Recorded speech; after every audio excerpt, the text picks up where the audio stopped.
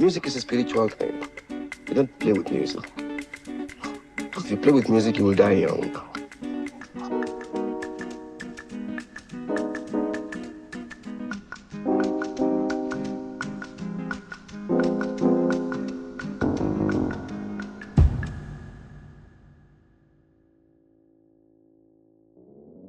In 1975, Fela Kuti released his 12 full-length studio album titled Expensive, one of my all-time favorite Fela projects.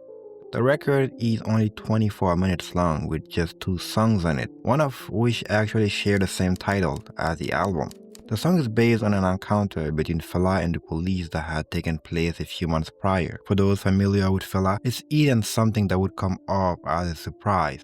Throughout his life, he would get arrested more than 200 times, yet he was only convicted once and only served one long sentence of 20 months. Most of these arrests never led to any conviction because they were often unfounded and were just the backlash he received for his criticism of the Nigerian government and also his lifestyle. A lifestyle at odds with the very religious Nigerian state of the time. Throughout 1974, Fela's criticism of the Nigerian government had intensified, and it did not help that this just made him more popular. He was making too much noise and was slowly becoming the voice of the people, something the government wasn't very fond of. Back in those days, weed possession could have landed someone up to 10 years in prison, and so this became the police plan to get him off the streets. They were going to get him on drug charges. It is with this in mind that the police randomly raided Fela's house on April 30th, 1974, looking for weed. But turning the house upside down, they found nothing. A week later, they were back, and once again, nothing incriminating was found. But this time, instead of just leaving, the police decided to plant some evidence. As one of the officers was discreetly hiding a joint, Fela saw it, and before anyone knew, he reached for it, grabbed it, and ate it. The police were not caught in this dilemma. They knew what he had consumed, but how could they prove it? And what would the charges even be in this case? Quickly, decisions were made and Fela was taken to the police station. The plan was to get some lab tests done. But side note, this was Nigeria in the 70s and they did not have today's technology and way of doing things, so they had to wait for him to take a shit. They ended up waiting for 3 days because Fela did not feel like relieving himself until then. And then he finally did. The tests were done, but the result came back negative for any drugs. Confused, the police was now forced to let him go. The truth of the matter is that, unknown to the officers, some prisoners had recognized the musician and had helped him relieve himself on the first 2 nights he spent in jail while the guards were asleep. And this is basically the story behind the song Expensive Shit. This is also quite an odd story, I know. But I believe that it illustrates Fela quite well. Fearless, theatrical, beloved, and unique. So yes, this is how I'm starting my documentary on who the world owes Afrobeat to. Take a seat.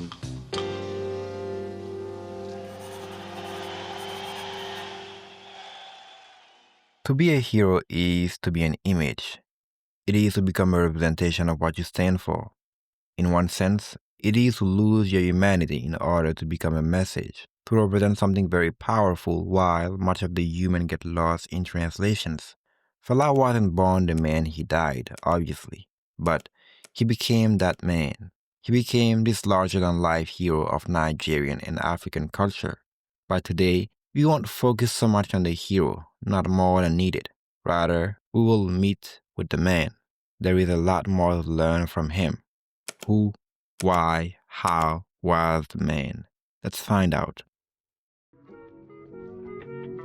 On paper, it would seem that Olufala, Olusegun, Oluduton, Ransom Kuti just fulfilled his destiny. He came from a family that is full of well-accomplished people. Both of his siblings became human rights activists who worked in the medical field. Before them, there was both of their parents who were revolutionists who helped change Nigerian society, both before and after colonialism. His father, Israel Oluduton Ransom Kuti, was a Protestant minister and a school principal before later becoming the first president of the Nigerian Union of Teachers. His father was also the one who introduced him to music as a kid. His mother, Fumilayo Ransom Kuti, was nicknamed the Lioness of Lishabi, and today many still refer to her as the Mother of Nigeria. She became the first woman to attend the Abo Okuda Grammar School. Later on, she went on to found the Abo Okuda Women's Union, a group she would lead to many protests advocating for women's rights such as suffrage and much more. If you were to simply look at things from this angle and knowing who Fela would become, it seems that it all just falls in line until you remember one thing. Fela was a middle child. So despite being the fruit of such a family tree, Fela didn't grow up close to politics. As a matter of fact, if you were to pick up Fela's biography released in 1982, titled This Bitch of a Life, you might be inclined to think that you are reading the words of someone living in his day and age. Just from the tone of it, you can tell that he was very angry, bitter, and confused when talking about his childhood. His parents believed in a biblical saying, spare the rod, spoil the child. So it is safe to assume that there wasn't much cuddling at home, and actually the proof can be heard in how he talks about his father's death in his book. I remember looking at him lying there on a bed, motionless. Whatever went through my mind then, I have forgotten. Everybody around me was crying, and I did too. But I didn't really know what I was crying for. The motherfucker had beaten me so much, man, that his death was also a little bit of relief. But I missed him afterward. I didn't want him to die. I was both sad and not at the same time. We never had anything like a relationship, but he was an honest man, strict, with a colonial attitude towards training and education and discipline. I liked my father. I didn't want him to die, but as I went over the past of the brutal beatings, I felt glad that he had died, and many times after, I would find myself being thankful that the man had died, because at least I would have peace from then on. But again, my father was my father, after all, and I lost him. Does any of that make sense? Yes, it does. The way his parents brought him up made him resentful of both them and also their beliefs. And despite all they have done and how they themselves opposed colonial forces on their land, Fela still taught them to be too westernized. The irony in all of this is that Fela himself would not become Africanized and politically educated on matters concerning Africa until he was sent to the West by his parents. Before we move on to Fela's years overseas, there is another thing worth pointing out about his childhood, and that is the fact that his parents' marriage was not a happy one. Unbeknown to anybody in the house, the couple had stayed under the same roof simply for the kids, but hadn't shared the same bed in years. When her husband passed, Miss Femilayo was heard crying, and I quote, "For 10 years I haven't moved near my husband, and you women caused it. You women caused it," she cried out loud, over and over again. In his book, Fela suggests that it was his mother's involvement in politics and affairs outside the house that were the reason his parents' relationship had soured. Keep this detail in mind because it explains much of Fela's complex relationship with women later on. But for now, let us not rush. Let's first go to London.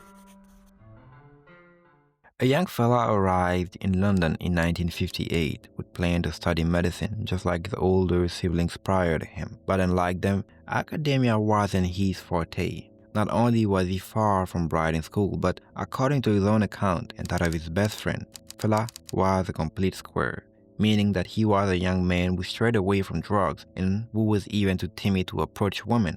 But in London, Fela would change a lot. He wouldn't yet turn into the Fela we came to remember him as, but the pieces were coming together.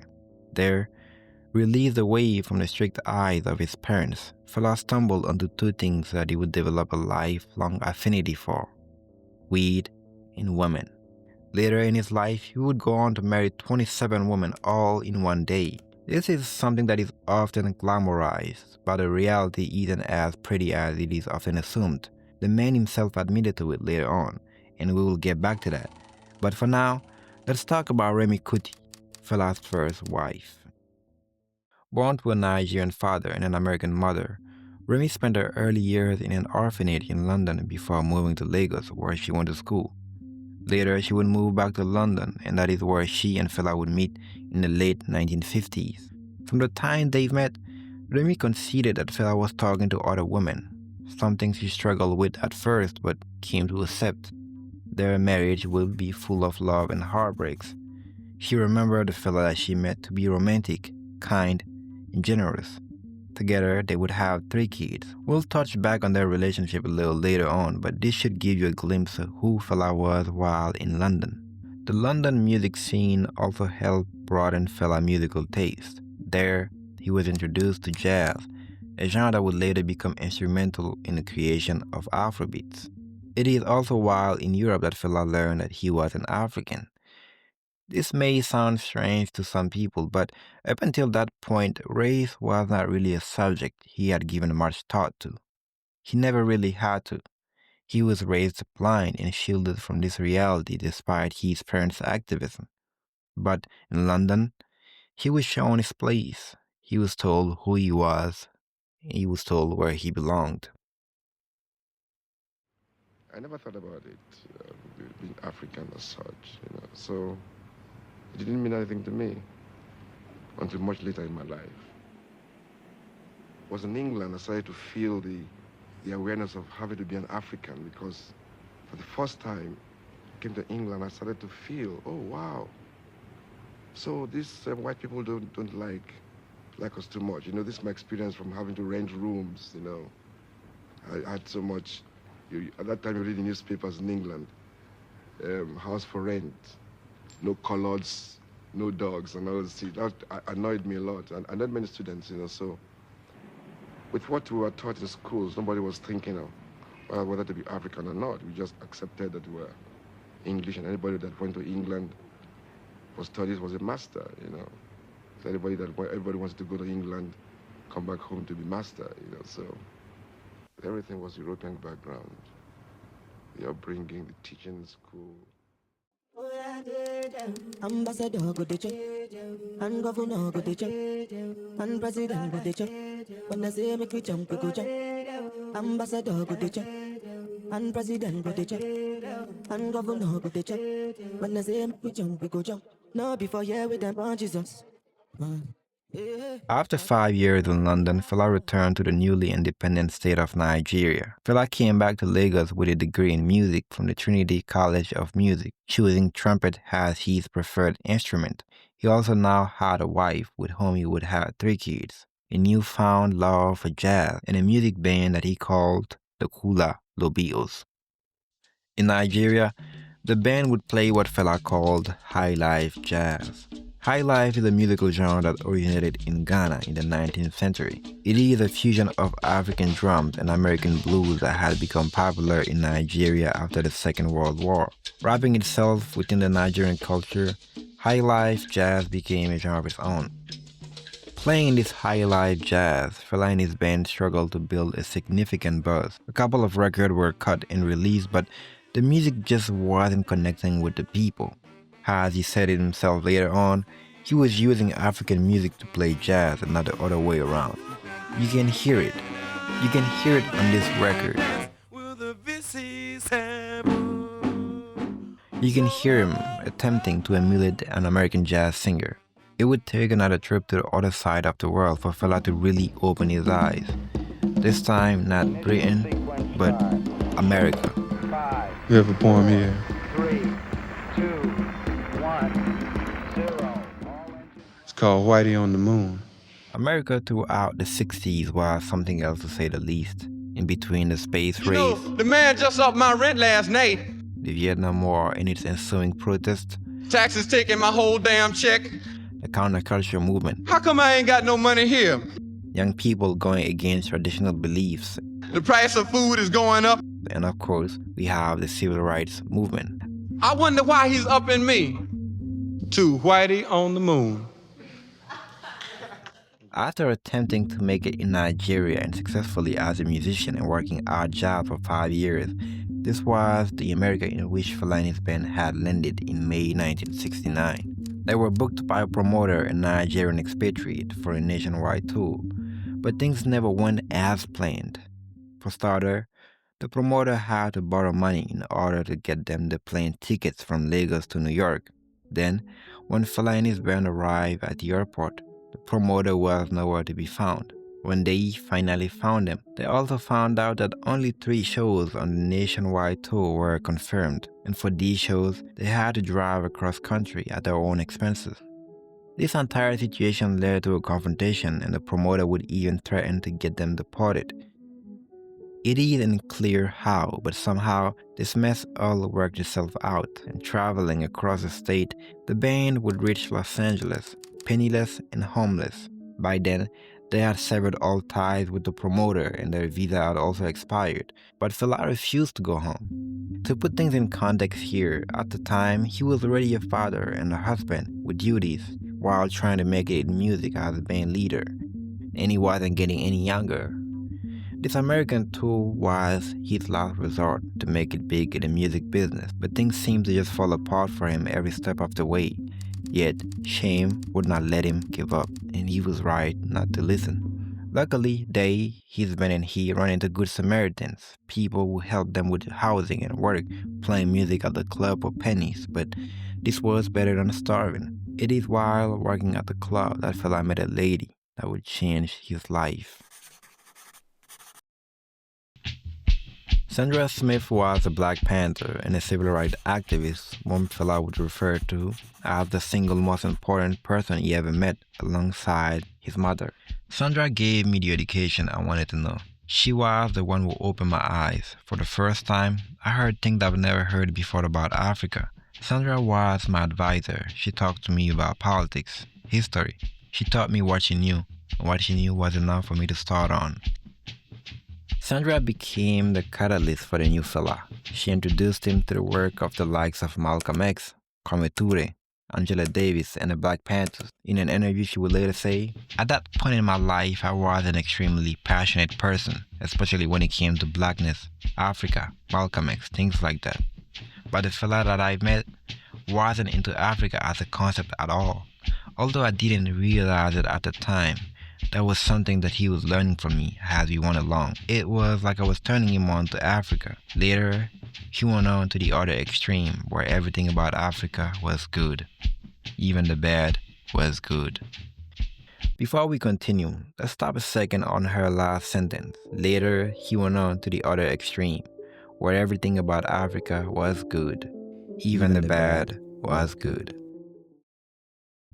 Frantz Fanon, an Afro-Caribbean psychiatrist and a political philosopher, is the author of The Wretched of the Earth, which provides a framework for better contextualizing this topic. The following is an excerpt from a book on Fela by Michael Ville, which conceptualized Fanon's theory, the 3 stages of the native intellectual, into Fela's real life. In Fanon's schema, the work of the native intellectual is marked in its first phase by a strong identification with the worldview of the colonial master, usually following a period of education in the colonial center.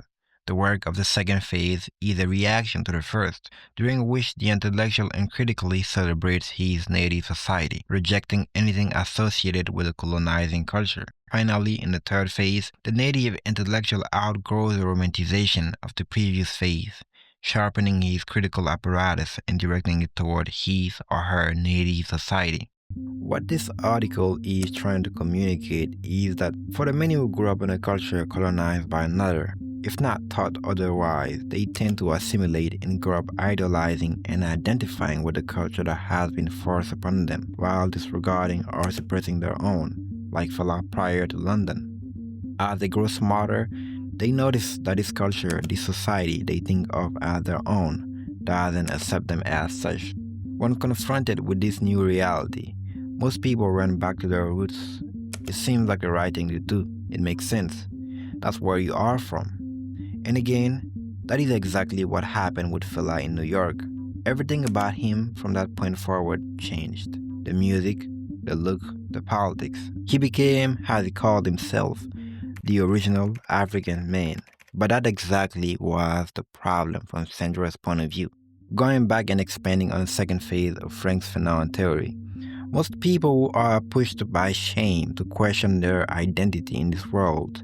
When they run back to their roots for guidance and pride, often do not just identify with their past, but they also idolize it. At times, they idealize it to the point of turning a blind eye to the injustice and inequalities within their own culture when it suits them. This hypocrisy is often whitewashed as traditions. The idea of the past here is just a glorious recounting of history, and not a concrete depiction of the past. In this case, we are talking about pre-colonial Africa, but this also applies to any culture that has suffered under another nation imperialism. A very simple way to put it would be that as much as I hate today's dictator, I would not have chosen yesterday's king, if given the choice, of course. And the future doesn't have to mirror the past for people to feel pride and self-respect. Things move on. Change is necessary. There are other options. We can build a new tomorrow. And this leads us to the third and last step inside Frank's schema. As the native learns about himself and his society, there comes a point where all the romance disappears and he is left facing the fact that his people believe too are flawed and conclude that he does not descend from utopia. Now he sees the world for what it is. But Fela already knew that Nigeria wasn't perfect, far from it. So what exactly are those bad things about Fela that Sandra was referring to when she says, even the bad was good? Fela would often refer to himself as the original African man, but what does that mean?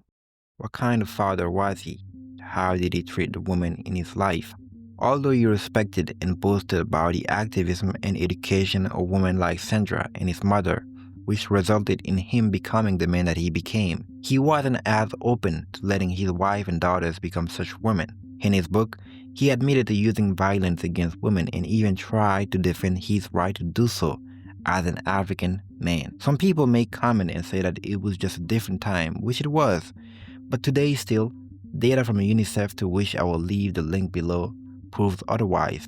A high number of people still believe violence to be a better communication tool than words. So maybe it's not just a matter of time, but also a matter of culture, and those discussions are in fact needed. Time, unfortunately, doesn't always fix things. Here now, I'm only talking about women, but as we keep on going, you'll see how Fela's refusal to move past his preconceived notion of the past led to Fela's demise.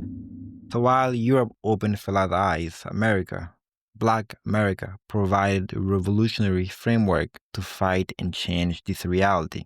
Music, in fact, became the weapon. It was incredible how my head was turned. Everything fell into place. For the first time, I saw the essence of Blackism. My Chairman Fred dead. I never saw Chairman Fred again. To the front, I knew they had shot my husband. And the next thing I saw was Malcolm falling back in a dead faint. The apostle of nonviolence in the civil rights movement has been shot to death in Memphis, Tennessee.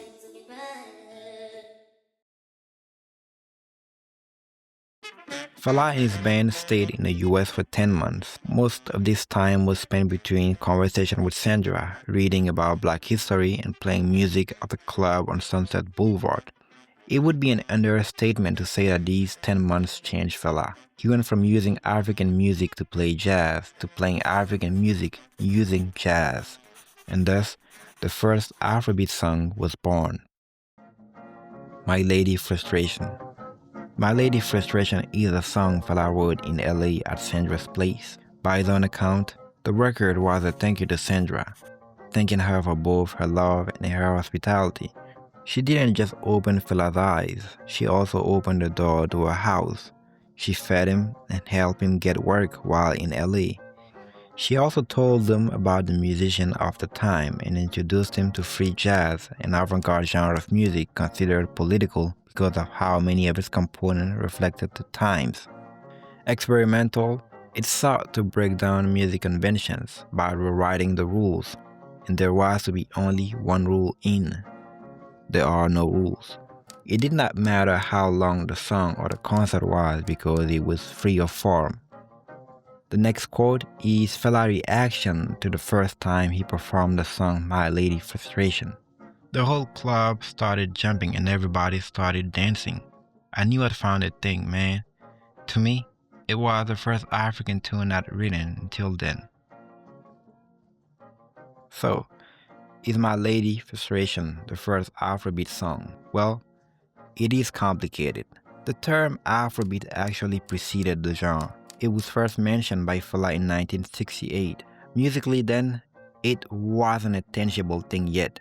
At the time, the heights of live music in Lagos were copyright bands. These bands' sole purpose was to serve as some sort of live radio music, simply playing American classics. Most musicians then in the area didn't really express themselves. They just played what they heard. But this was not good enough for Fela. Since his return from London, Fela had been working, trying to come up with something fresh, something new, and that is what his trip to America brought him.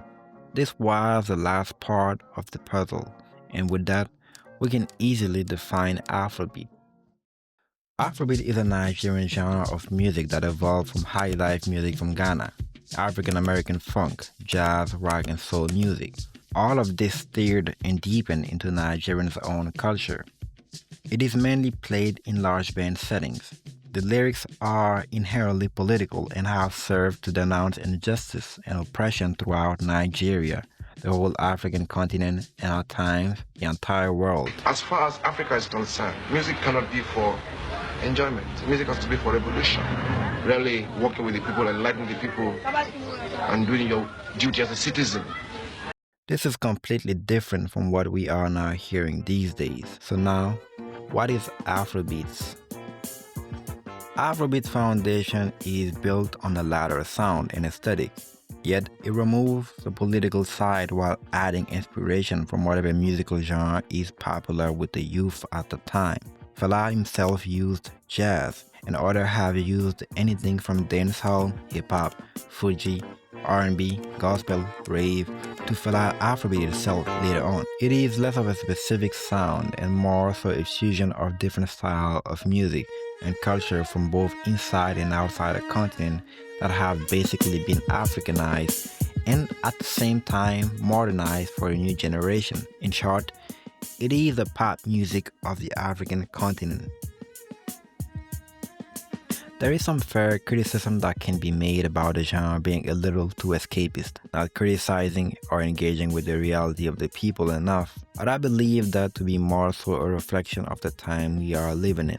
These artists aren't made inside a factory, at least not yet. They are raised among us and value what we value. Another opinion that I hold is that the perception of art within the entire African continent has changed a lot over the years. These days, it seems that popular art is more so synonymous with youth and enjoyment and does not care much for thinking or skills. Everybody, not just the artist, is selling a dream, and whoever can hypnotize the most people is well compensated for it.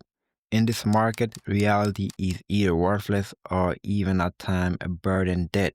But who is to blame for all of this? Is it the artist's cynicism or the audience's constant need for escapism? It is very important to remember that art is not all vanity and pointless. That's entertainment. Art dresses us. Art teaches us how to write, how to talk. It keeps record of history. It brings people together. It brings pride.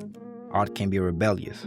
At its heights, art is both the soul and the aesthetic, and that is when art becomes the weapon. And that, I believe, is what makes the difference between Fela's Afrobeat and the New Age Afrobeats. One has enough foresight to see himself as a revolutionary icon, while the others cannot dream past the primitive benefit of stardom. But we also have to give credit where credit is due. Despite not being as political as the former, music, especially Afrobeats alongside sport, has been quite important in helping fostering a general African cultural identity among the youth and young adults. Still, much of this identity is imported. I know that this was intended to be simply about Fela, but that name is synonymous with Afrobeats, and it's hard already to distinguish between the two types of music, while the music itself is inseparable from the culture of then and now. There is much more to criticize about the New Age Afrobeat. mainly about how its main stage became everywhere but its home. Award, album releases, music video, tour, fashion, etc. It seems that a lot of artists are forgetting that without the validation from the people back home, none of them would be respected or seen as authentic to the rest of the world. My Lady Frustration could very much be the very first Afrobeat record. That is debatable, but there are no clear answers. What is certain is that the song marks a turning point in Fela's vision of music and the world. The so-called rising sun of Biafra is set forever. The tragic chapter of violence is just ended. We are at the dawn of national reconciliation. Once again, we have an opportunity to build a new nation. In 1970, Fela and his band returned to Lagos with a new name. They were now called Fela and the Africa 70. From then on, they flooded the street with music. As they got more political, they also got more popular, all the while perfecting their sounds and live shows. Slowly, Fela became the people's champ, and gradually he would change. First, the way he dressed, then the way he talked, his love affair with women, the God he prayed to, what he believed in. Long gone were the days of the young and timid Fela. The 70s also marked the beginning of his lifelong duel with the Nigerian government and army, and from that resulted the constant attack on him by the police. Over and over again he would be arrested and beaten, but that only made him louder once he got out. He would go on to release more than 80 albums in his career, and I can't go over them all, but here are a few notable records in his discography. Gentleman, released in 1973, has a cover depicting a monkey in an oversized suit. On the record, Fela is critical of Africans who have accepted European rules and clothing as theirs. On the record Confusion, released in 1975, the same year the song Expensive Shit came out, Fela talks about the lack of infrastructure and questions the leadership of the Nigerian government. 2 years later, the now infamous record Zombie was released and would lead to the destruction of the Calcutta Republic. The Calcutta Republic was the name of Fela's commune that he had declared independent from the rest of Nigeria. That's how big of a star he had gotten at the time. At this house stay some of his bandmates, his many wives, his kids, and just people from around the area. The commune had a free clinic operated by Fela's brother and a music studio, yet all of that burst into flame after the release of the record Zombie. Zombie was a direct attack on the Nigerian army, referring to them as thoughtless robots just acting out any order they were given by the corrupt Nigerian government, and the song was an instant hit. It became very popular very fast, and that made the head of state upset. So on February 18, 1977, an assault was launched on the Calcutta Republic. The pretext used was that one of Fela's boys had allegedly fought off an officer and fled a traffic arrest, and for that, 1,000 soldiers were sent in to Fela's commune. After they were denied entry, a standoff broke out, and it lasted more than 15 hours. When the army finally made its way in, it did way more than burning the place down. Fela was badly beaten, and so was his mother. She was thrown out of the second-floor window and would suffer injuries that she would never recover from. Without mercy, many of the women there were violently sexually and physically violated. Some even had objects forcefully inserted inside their vagina. Later, Fela would sue his government, but they would suffer no consequences for these actions. According to the government, the attack was carried out by some unknown soldier. Throughout the 80s, Fela became renowned worldwide, leading to many artists visiting him in Nigeria.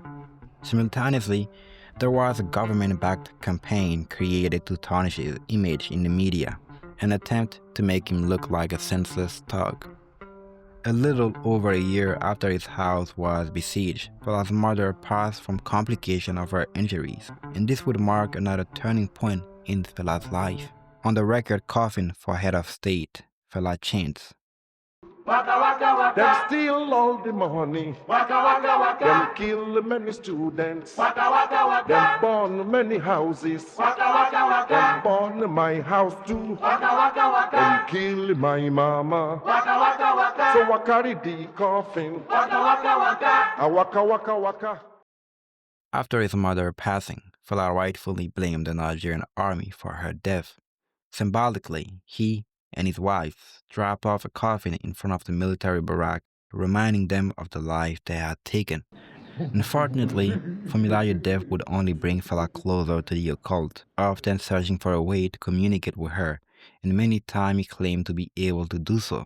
Later, things got even deeper when Fela started believing himself to be immortal, and this would cost him his life. I've known through my spiritual contact in life that I will live at least 130 years before I die. And since then, I've been feeling my body getting smoother, my face, my wrinkles are disappearing, and I feel more energetic every day, and I fuck more. So while the 80s seemed like a huge prolific era for Fela, touring, music releases, and concert, internally, it was a different story.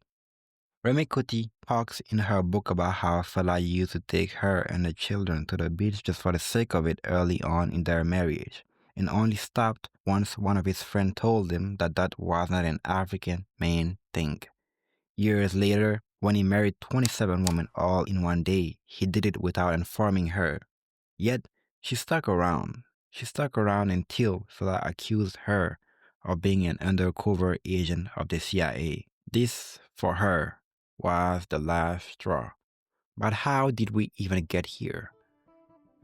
All of this started with Fela's quest to conquer death, from both communicating with his dead mother to facing his own mortality.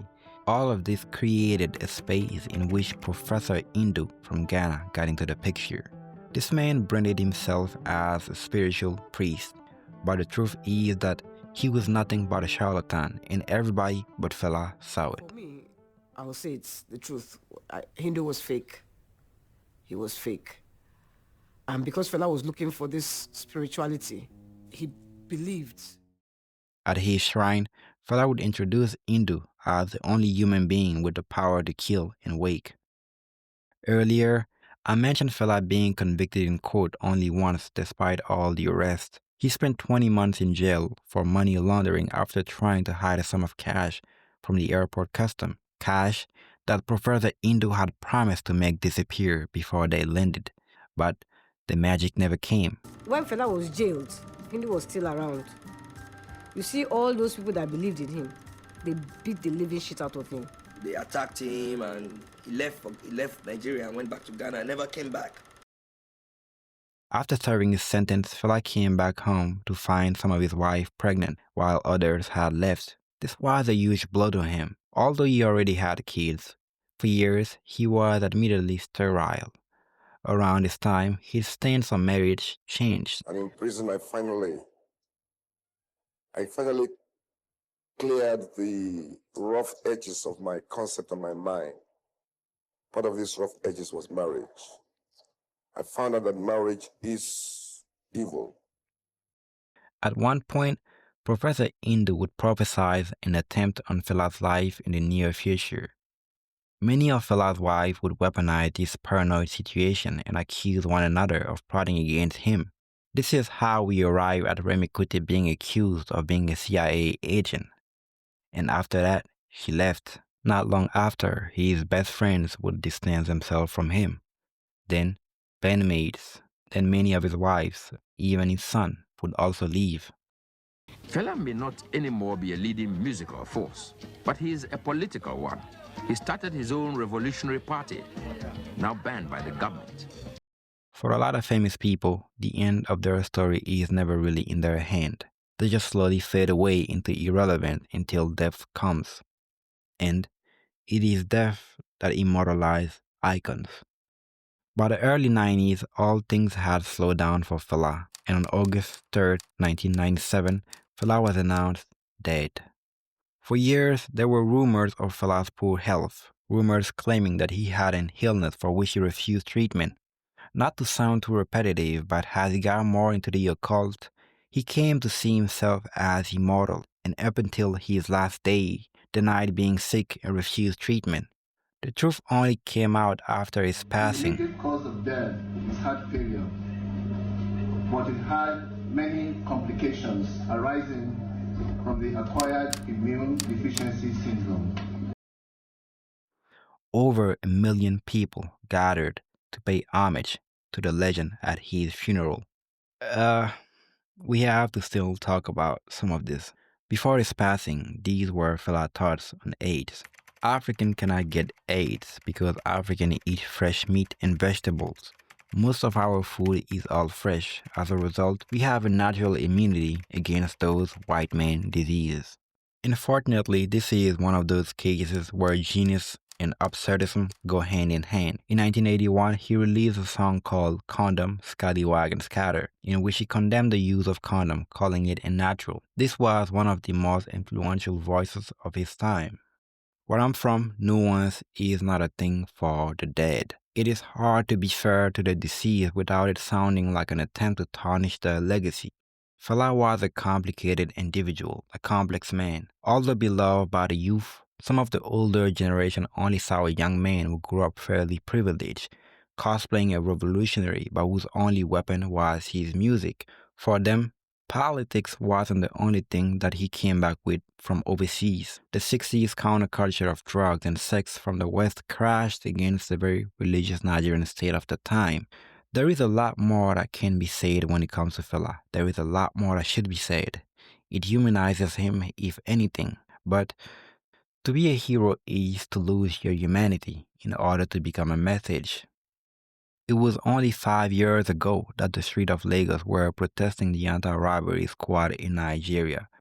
30 people were killed protesting this injustice.